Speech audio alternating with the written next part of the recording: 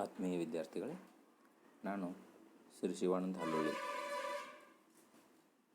ಅರ್ಥಶಾಸ್ತ್ರ ಸಹಾಯಕ ಪ್ರಾಧ್ಯಾಪಕರು, ಸರ್ಕಾರಿ ಪ್ರಥಮ ದರ್ಜೆ ಕಾಲೇಜು ತೆಲಸಂಗ್. ಪ್ರಸ್ತುತ ಕಾಲೇಜು ಶಿಕ್ಷಣ ಇಲಾಖೆಯ ಅಡಿಯಲ್ಲಿ Karnataka learning management system LMS ಅಡಿಯಲ್ಲಿ ರಾಣಿ ಚೆನ್ನಮ್ಮ ವಿಶ್ವವಿದ್ಯಾಲಯ BA ಅಂತಿಮ ವರ್ಷದ 6ನೇ ಸೆಮಿಸ್ಟರಿನ ಅರ್ಥಶಾಸ್ತ್ರ ಪತ್ರಿಕೆ 2 ದಟ್ ಈಸ್ ಇಂಡಿಯನ್ ಎಕಾನಮಿ ಅಡಿಯಲ್ಲಿ ಇದರ ಭಾಗವಾದ 2ನೇ ಅಧ್ಯಾಯ 2ನೇ ಘಟಕ ಅಗ್ರಿಕಲ್ಚರಲ್ ಡೆವಲಪ್ಮೆಂಟ್, ಕೃಷಿ ಅಭಿವೃದ್ಧಿ. ಈ ಅಧ್ಯಾಯದಲ್ಲಿ 20ನೇ session 20th session that is agricultural marketing, meaning and importance of agriculture marketing ಇದನ್ನು ಕುರಿತು ಚರ್ಚಿಸೋಣ. In the introduction part, agricultural marketing plays an essential role in stimulating production. It is very necessary for stimulating of production and consumption and accelerating the pace of economic development. Yes. Then, moreover, it also helps in development of other sectors of the economy, which are industry and service sectors. Service sectors and industry, I mean secondary sector, stimulating with agriculture marketing itself. Yes. ಸಾಮಾನ್ಯವಾಗಿ ಕೃಷಿಯ ಮಾರುಕಟ್ಟೆ, ಕೃಷಿ ಉತ್ಪಾದನೆ, ಅನುಭೋಗ ಮತ್ತು ಆರ್ಥಿಕ ಅಭಿವೃದ್ಧಿಯನ್ನು ಕೈಗೊಳ್ಳುವಲ್ಲಿ ಬಹುಮುಖ್ಯವಾದಂಥ ಅವಶ್ಯಕವಾದಂಥ ಪಾತ್ರವನ್ನು ನಿರ್ವಹಿಸ್ತಾ ಇದೆ. ಇದಕ್ಕಿಂತ ಹೆಚ್ಚಾಗಿ ಇದು ಇತರೆ ವಲಯಗಳಾದಂಥ ಕೈಗಾರಿಕಾ ಮತ್ತು ಸೇವಾ ವಲಯಗಳ ಅಭಿವೃದ್ಧಿಗೆ, ಆರ್ಥಿಕತೆ ಇತರೆ ವಲಯಗಳಾದಂಥ ಕೈಗಾರಿಕೆ ಮತ್ತು ಸೇವಾ ವಲಯಗಳ ಅಭಿವೃದ್ಧಿಗೆ ಅತ್ಯಂತ ಸಹಾಯಕಾರಿ. ಇದರ ಮುಖಾಂತರನೇ ಕೃಷಿ ಆಧಾರಿತ ಕೈಗಾರಿಕೆಗಳ ಅಭಿವೃದ್ಧಿ ಮತ್ತು ಕೈಗಾರಿಕೆಗಳಿಗೆ ಮತ್ತು ಕೃಷಿ ವಲಯದಲ್ಲಿ ತೊಡಗಿರ್ತಕ್ಕಂಥ ಜನರಿಗೆ ಸೇವಾ ವಲಯದ ಸೇವೆಗಳ ಲಭ್ಯವಾಗುವುದು ಅಗ್ರಿಕಲ್ಚರ್ ಮಾರ್ಕೆಟಿಂಗ್ದೊಂದಿಗೇ, ಕೃಷಿ ಮಾರುಕಟ್ಟೆಯೊಂದಿಗೆ ಸಾಧ್ಯವಾಗುತ್ತೆ. Then meaning of agriculture marketing. What is agriculture marketing? Agriculture marketing generally means growing and or raising of crops with livestock, and marketing relates to a number of activities involved in moving the goods from the point of production to the point of consumption.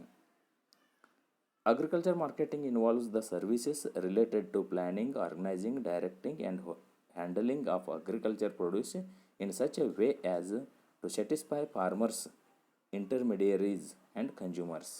Yes, that's it. ಸಾಮಾನ್ಯವಾಗಿ ಕೃಷಿ ಮಾರುಕಟ್ಟೆ ಅಂದಾಗ ಕೃಷಿಯಲ್ಲಿನ ಬೆಳೆಗಳ ಒಂದು ಬೆಳೆಯುವಿಕೆ, ದನಕರುಗಳ ಸಾಕಣೆ ಜೊತೆಗೆ ಇದಕ್ಕೆ ಸಂಬಂಧಿಸಿದ ಇತರೆಲ್ಲ ಚಟುವಟಿಕೆಗಳ ತೊಡಗಿಕೊಂಡು ಒಳಗೊಂಡು ಸರಕುಗಳನ್ನು ಒಂದು ಸ್ಥಳದಿಂದ, ಉತ್ಪಾದನಾ ಸ್ಥಳದಿಂದ ಅನುಭೋಗದ ಸ್ಥಳದವರೆಗೆ ತಲುಪಿಸುವಂಥ ಎಲ್ಲ ಚಟುವಟಿಕೆಗಳನ್ನು ನಾವು ಕೃಷಿ ಮಾರುಕಟ್ಟೆ, ಅಗ್ರಿಕಲ್ಚರ್ ಮಾರ್ಕೆಟಿಂಗ್ ಅಂತ ಹೇಳ್ಬೋದು. ಇಲ್ಲಿ ಸಾಮಾನ್ಯವಾಗಿ ಕೃಷಿ ಮೂಲದಿಂದ ಮತ್ತು ಕೃಷಿ ಸಂಬಂಧಿತ ಚಟುವಟಿಕೆಗಳಿಂದ ಉತ್ಪಾದಿತ ಸರಕುಗಳನ್ನು ಉತ್ಪಾದನಾ ಸ್ಥಳದಿಂದ ಅನುಭೋಗದ ಸ್ಥಳದವರೆಗೆ ತಲುಪಿಸುವಂತಹ ಒಂದು ವ್ಯವಸ್ಥೆಯನ್ನು ಕೃಷಿ ಮಾರುಕಟ್ಟೆ ಅಂತ ಕರಿಬೋದು. ಇದು ಕೃಷಿ ಮಾರುಕಟ್ಟೆಯು ಇದಕ್ಕೆ ಸಂಬಂಧಿತ ಸೇವೆಗಳನ್ನು ಒಳಗೊಂಡಿರುತ್ತದೆ. ಅಂದರೆ ಯೋಜನೆ, ಸಂಘಟನೆ, ನಿರ್ದೇಶನ ಮತ್ತು ನಿರ್ವಹಣೆಯನ್ನು ಒಳಗೊಂಡಿರುತ್ತದೆ. ಅದರಲ್ಲೂ ಈ ಮಧ್ಯವರ್ತಿಗಳು, ಗ್ರಾಹಕರು ಮತ್ತು ಈ ರೈತರ ಒಂದು ಮೂವರ ತೃಪ್ತಿಕರವಾಗುವ ರೀತಿಯಲ್ಲಿ ಮಾಡುವಂಥ ಚಟುವಟಿಕೆಗಳನ್ನಂತ ಒಳಗೊಂಡಿರ್ತಕ್ಕಂಥದ್ದು ಈ ಕೃಷಿ ಮಾರುಕಟ್ಟೆಯಾಗಿದೆ. Yes, here we have some definitions about the agricultural marketing. According to the National Commission on Agriculture, Agricultural marketing is a process which starts with a decision to produce a sellable pharma commodity, and it involves all the aspects of market structure or system, both functional and institutional, based on technical and economic considerations, and include pre and post harvest operations like the which are assembling, grading, storage, transportation and distribution. Yes, ಇಲ್ಲಿ ರಾಷ್ಟ್ರೀಯ ಕೃಷಿ ಆಯೋಗ ಇವರ ಒಂದು ನೀಡಿದಂತಹ ಕೃಷಿ ಮಾರುಕಟ್ಟೆಯ ವ್ಯಾಖ್ಯಾನವೆಂದರೆ, ಕೃಷಿ ಮಾರುಕಟ್ಟೆಯು ಒಂದು ಪ್ರಕ್ರಿಯೆಯಾಗಿದ್ದು ಇದು ನಿರ್ಧಾರವನ್ನು ಮಾರಾಟ ಮಾಡಬಲ್ಲ ಕೃಷಿ ಉತ್ಪನ್ನವನ್ನು ನಿರ್ಧರಿಸುವುದರೊಂದಿಗೆ ಮಾರಾಟ ಮಾಡಬಲ್ಲ ಕೃಷಿ ಉತ್ಪನ್ನವನ್ನು ನಿರ್ಧರಿಸುವ ನಿರ್ಧಾರದೊಂದಿಗೆ ಇನ್ನೂ ಹಲವು ಅಂಶಗಳನ್ನು ಒಳಗೊಂಡಿರುತ್ತದೆ. ಅವುಗಳೆಂದರೆ ಮಾರುಕಟ್ಟೆ ರಚನೆ ಅಥವಾ ವ್ಯವಸ್ಥೆ, ಕಾರ್ಯಾತ್ಮಕ ಸಾಂಸ್ಥಿಕ ಅಂಶಗಳು, ತಾಂತ್ರಿಕ ಮತ್ತು ಆರ್ಥಿಕ ಒಳಗೊಳ್ಳುವಿಕೆಗಳು, ಇದರ ಜೊತೆಗೆ pre and post harvesting operations ಅಂದರೆ ಬಿತ್ತನೆ ಪೂರ್ವ, ಬಿತ್ತನೆ ನಂತರದ ಚಟುವಟಿಕೆಗಳು. ಅವುಗಳೆಂದರೆ ಕೂಡಿಸುವಿಕೆ, ಶ್ರೇಣೀಕರಿಸುವಿಕೆ, ಸಂಗ್ರಹಿಸುವಿಕೆ, ಸಾಗಿಸುವಿಕೆ ಮತ್ತು ವಿತರಿಸುವಿಕೆಗಳನ್ನು ಒಳಗೊಂಡಿರುತ್ತದೆ. ಎಸ್, ಇನ್ನು ಅಮೇರಿಕನ್ ಮಾರ್ಕೆಟಿಂಗ್ ಅಸೋಸಿಯೇಷನ್ ಕೊಟ್ಟಂಥ ವ್ಯಾಖ್ಯಾನವೇನೆಂದರೆ,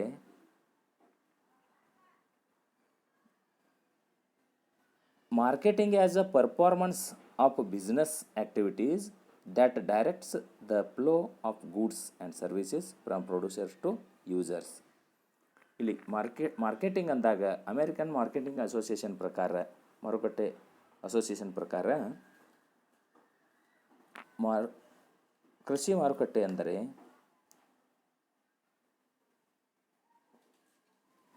ಬಿಸ್ನೆಸ್ ಚಟುವಟಿಕೆಗಳನ್ನು, ವ್ಯಾವಹಾರಿಕ ಚಟುವಟಿಕೆಗಳನ್ನು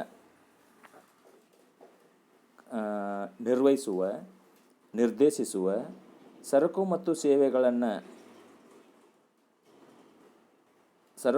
ಸೇವೆಗಳ ಹರಿವು, ಇದು ಉತ್ಪಾದಕರಿಂದ ಬಳಕೆದಾರರಿಗೆ ಸರಕು ಮತ್ತು ಸೇವೆಗಳ ಹರಿವನ್ನು ಒದಗಿಸಿಕೊಡುವಂಥ, ಅದಕ್ಕೆ ನಿರ್ದೇಶಿಸುವಂತಹ ವ್ಯಾವಹಾರಿಕ ಚಟುವಟಿಕೆಗಳನ್ನು ಮಾರ್ಕೆಟಿಂಗ್ ಅಥವಾ ಕೃಷಿ ಮಾರುಕಟ್ಟೆ ಅಂತ ಕರೀತಾರೆ. According to Thompson, the study of agricultural marketing comprises all the operations and the agencies conducting them involved in the movement of farmer-produced foods, raw materials and their derivatives, such as textiles, from the farms to the final consumers, and the effects of such operations on farmers, middlemen and consumers. Thomson ಎಂಬ ತಜ್ಞರ ಪ್ರಕಾರ ಕೃಷಿ ಮಾರುಕಟ್ಟೆ ಅಂದರೆ,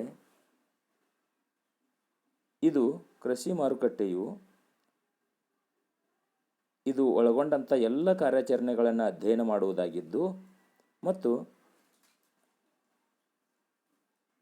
ಇದನ್ನು ಆಯೋಜಿಸುವಂತಹ ನಿಯೋಗಿಗಳು, ಇದು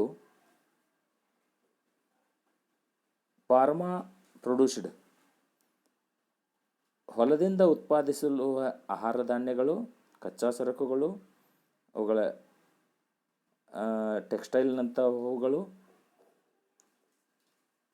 ಇವುಗಳು pharma ಅಂದರೆ ಹೊಲದಿಂದ ಅಂತಿಮ ಅನುಭೋಗಿಗಳಿಗೆ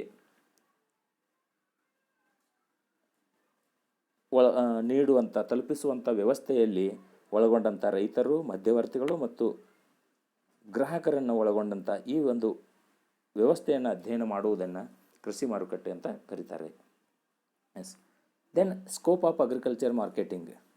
Agricultural marketing is concerned with the marketing of pharma products produced by farmers and of pharma inputs and services required by them in the production of these pharma products. Thus, the subject of agricultural marketing includes product marketing as well as input marketing. Yes. Agriculture marketing concerned with the marketing of pharma products. ಇದು ಕೃಷಿ ಮಾರುಕಟ್ಟೆಯು ಕೃಷಿ ಉತ್ಪನ್ನದೊಂದಿಗೆ ಕಾರ್ಯನಿರ್ವಹಿಸುತ್ತಾ ಅದರಲ್ಲಿ ಉತ್ಪಾದಿಸುವಂತಹ ರೈತರು ಮತ್ತು ರೈತರಿಗೆ ಬೇಕಾಗುವಂತಹ ಹೂಡುವಳಿಗಳು ಸೇವೆಗಳನ್ನು ಒಳಗೊಂಡಿದ್ದು ಇದರ ಉತ್ಪಾದನೆ ಮತ್ತು ಅವುಗಳ ಕೃಷಿ ಉತ್ಪನ್ನಗಳನ್ನು ಒಳಗೊಂಡಿರುವಂಥ ವ್ಯಾಪ್ತಿಯನ್ನು ಒಳಗೊಂಡಿದೆ.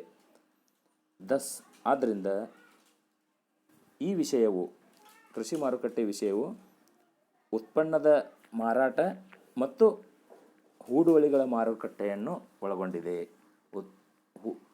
ಹೂಡುವಳಿ